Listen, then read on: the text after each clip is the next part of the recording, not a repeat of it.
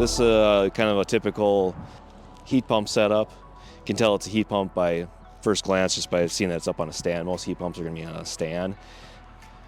That just means you can use it for heat or cooling if it's a heat pump. If you have an air conditioner, it'll generally be sitting right on the pad on the floor. That'll be air conditioning only. A couple things to watch for is the coil. This one's got a hail guard in front of it. Can't see the coil that well, but the coil behind there, you want to make sure that stays clean.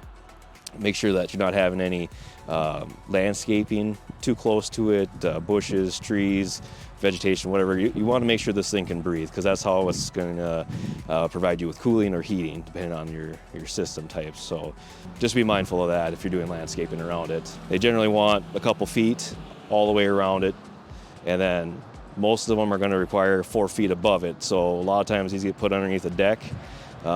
It's not good. So you want to have 4 feet of clearance above it just to keep this thing running efficiently. So the other thing you want to look for is the disconnect. If you're having trouble with it heating or cooling, that's a quick thing to check. A lot of times they have a little flip-up door. This style has like a little mini breaker in there. That's off, down is off, up is on. Sometimes there's a pull disconnect that would be, you'd pull it out to kill the power. You just want to make sure the disconnect's in if you're having trouble. In this case, we had snow come off the roof, and it actually pulled the flexible conduit out of the box. So this actually needs to get repaired. But so if you see something like this, it's pretty common. A lot of snow on the roof comes off, hits the unit, it can damage the unit, and it can pull on your electrical. So that's something to watch for. So if you see that, you definitely want to call to get that repaired. Okay, so another thing you want to look for is your line set. And then a lot of times with your line set, you'll have a control wire that goes with it.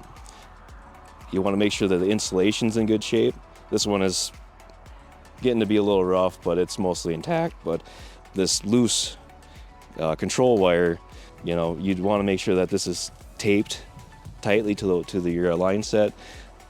If you have dogs or mice, sometimes will chew on these wires, so you want to make sure if you're weed whacking, sometimes the weed whacker will hit that wire. So be mindful of that, because if this gets clipped, you won't have air conditioning, or it could cause the fuse to blow in the furnace too. So that's another thing. If you do see something like this is loose like that, you might want to call for service to get that taped up properly.